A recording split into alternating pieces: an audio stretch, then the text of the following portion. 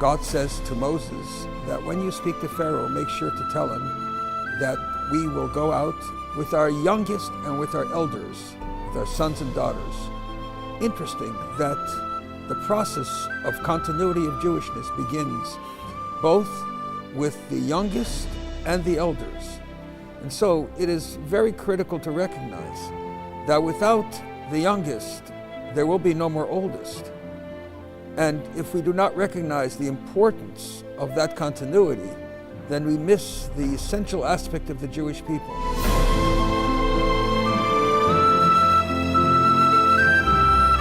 And the Rebbe set us on a mission in this community, and that mission has continued unabated, and it's a work in progress. And we always have to do it with a sense of joy, because this is also what the Rebbe told us, and he said to us, I'm going with you, but it should be with joy.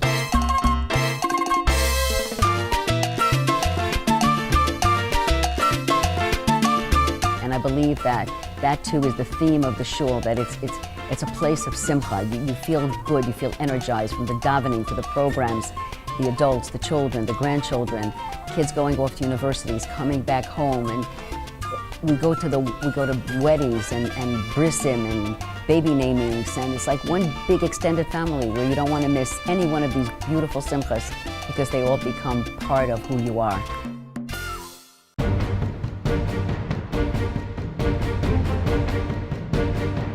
The philosophy of the shul from its inception was very simple. Bring in under one tent anybody and everybody who wants to be part of it. No matter what is your background, no matter how good you are in one thing or in something else. When we started the shul, there were no second generations or third generations at the same place at the same time. And now we have already 5 generations of the same family at the same location at the same time.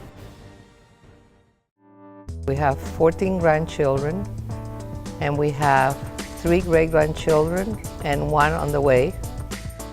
When my husband passed away, I moved my mother into my house. That's like 3 years ago. And now she sees her grandchildren, great-grandchildren, and great-great-grandchildren all the time.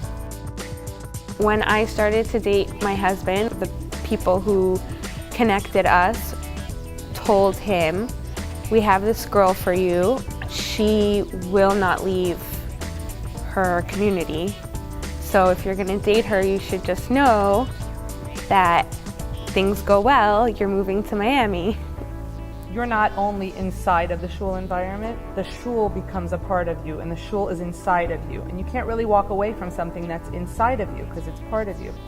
So when we get married or when we're ready to move on to the next stage of life, leaving something that's inside of us isn't an option for us, because this is where we are the best of who we can be.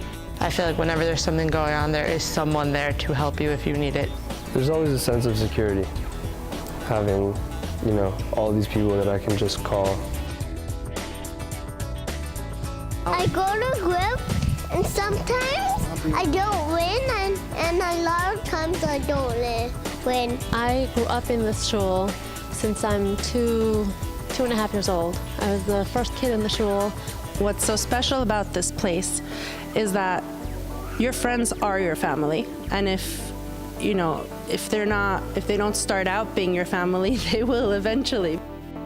And for me, that's what happened. I ended up finding a whole other family that I married into. It's more than just friends. You feel responsible for one another, and you feel this sense of continuity. In a bar mitzvah in Barranquilla, Colombia, we met with the rabbi.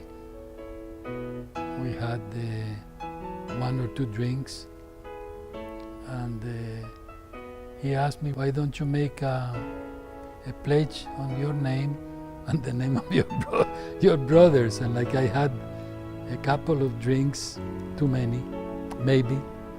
I said, okay, I'll pledge for my brothers too. And it was a good thing.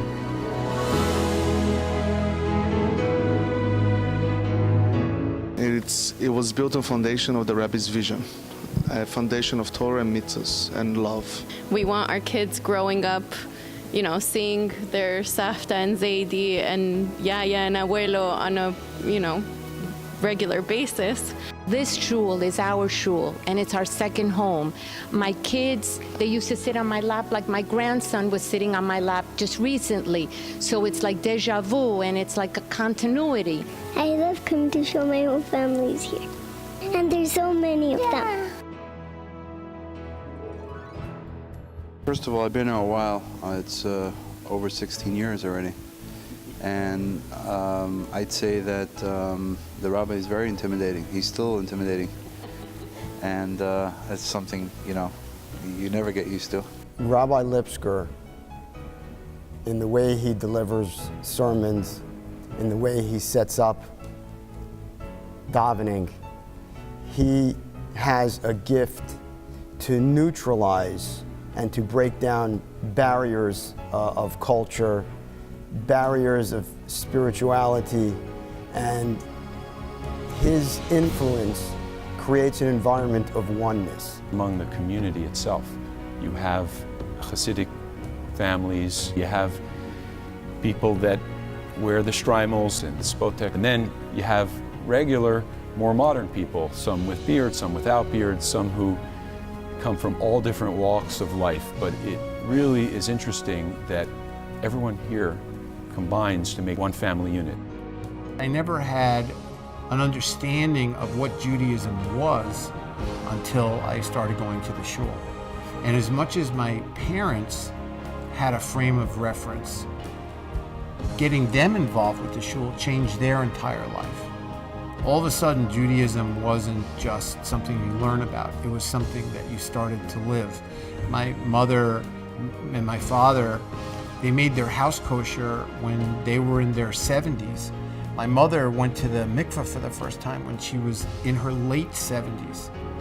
My dad, who would never put on tefillin, I got him he asked me once, what do you want for a birthday present? I said, anything I want. He said, anything you want. So I said, why don't you put tefillin on with me? The very first pair of tefillin that I started to wrap on a regular basis was from my father coming here and the shul having a shul bank where they were giving out tefillin, and it was Mark Sheridan's father who was behind that.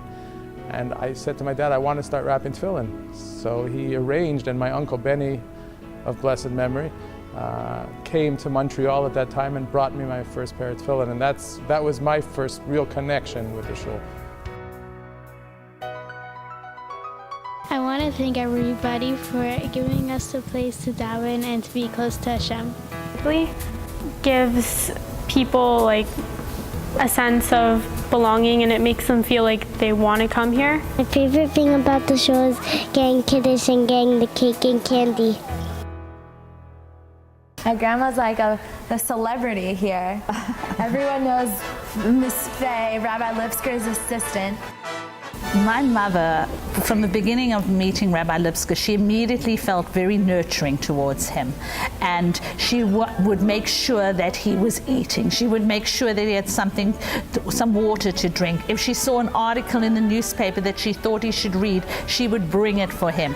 If she felt that he wasn't looking well, she would call Mrs. Chani Lipsker and say, I don't think Rabbi is looking well today. So she took the job to the realm of actually looking after the rabbi during his working hours here as well. Congregants are my extended family. Knowing them over all these years and their families, I feel that they're part of my life. I'm dreaming of the day where I could walk with my children to shul and sit next to my father, and have my children sit next to me, next to my father. And I think that says so much about this community and Jewish continuity in general. From 30 years ago, I used to walk with my children from 88th Street here to the shul every Shabbos, my daughter and with the 4 boys. And now history is repeating itself, because I look forward to every Shabbos when I go and pick up this little guy and this little girl. What was so refreshing to Hannah and I was the attitude of the rabbi and Rebbitzin that children are meant to be children. We were raising 3 young boys at the time, so how fortunate it was for us that they could come here and feel comfortable, and their rambunctiousness was not looked at as anything but part of who they were. I remember the rabbi saying, the sound of children is the sound of Hashem. One of the most natural and classic aspects of this manifestation is the fact that during my talk on a regular basis, I will have 2, 3, 4, 5, 6-year-old kids that will come up to the bima right in the middle of my sermon, my talk.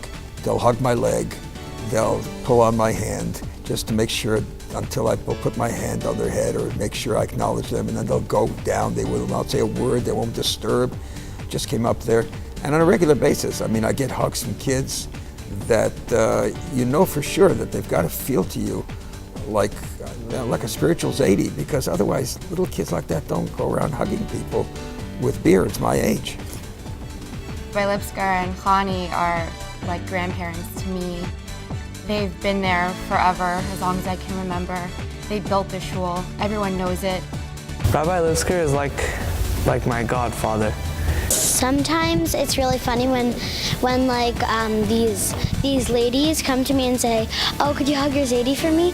And I'm like, "Oh yeah, sure." When my parents started the shul, they had a couple of families who began the shul with them, and those became their friends. And now Zalman and I, Yankee and Chana, are friends with their children, and our children are friends with their children. My house is really always open to like everybody in the whole shul. It's really a family, so coming to shul isn't just coming to shul to pray, it's coming to shul and experiencing shul. This is where we grew up, this is where our family invested all of our energies, and it's where the Rebbe gave us the greatest blessings to be here. I believe that the Rebbe and the lessons that he shared, the direction he gave, the inspiration to Rabbi Lipsker and all the shluchim around the country and around the world is what we try to do here, most of us in our own families and in our particular contribution to the community. It's a great joy for me to look around and see my children, my grandchildren, my granddaughters standing and praying, and the boys, and having my great-grandchildren with me. So it's a plus, and it's just too bad that my husband is not here to enjoy the fruit of his labor. Our shul is not just my shul, but it is also my mother's shul, and my grandparents' shul, and my in-laws' shul, and my kids' shul. And God willing, one day it'll be my grandchildren's shul and my in-laws' shul. We are just excited about the whole future growth of the shul and the accommodation to children. As our community grows, we are building classrooms for the children, social halls, more functionality for what we need, and this is our way of passing the Torah and that education to our children and keeping and maintaining that continuity. You're kind of lost a little bit. You walk in the shul, there's always going to be someone who's going to say, "Hey, you want to sit down and learn a little bit?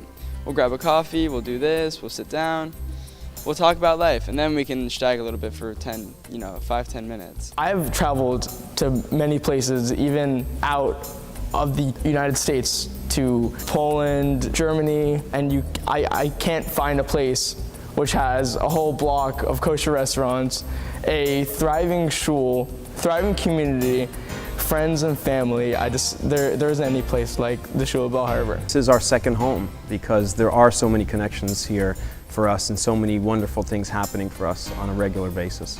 This is where I've grown spiritually, where I really started and developed myself as a young Jewish woman entering society. So I would definitely consider this as the starting point in my life. They're growing up with this love of shul and Yiddishkeit that, we had to work a lot harder. Our parents had to work a lot harder for us to have. I went through everything in my life, through the wedding of my kids, through the birth of my son, and now I went through the Kaddish of my father and my father-in-law, and it's always been there for us.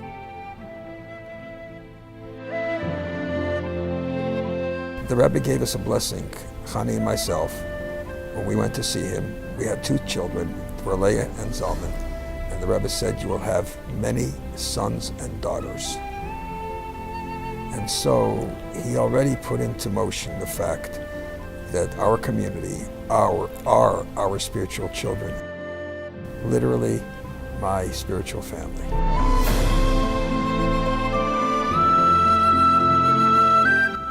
To share the Rebbe's blessings to this community, to grow from strength to strength in an over-the-top manner, and always be filled with good feelings, with positive emotions, with loving kindness to each other, with a caring and empathetic attitude, and knowing that what we are building is made up of souls, Jewish people, adults and children, that all come together, one brick at a time, to make the totality of the Jewish people whole.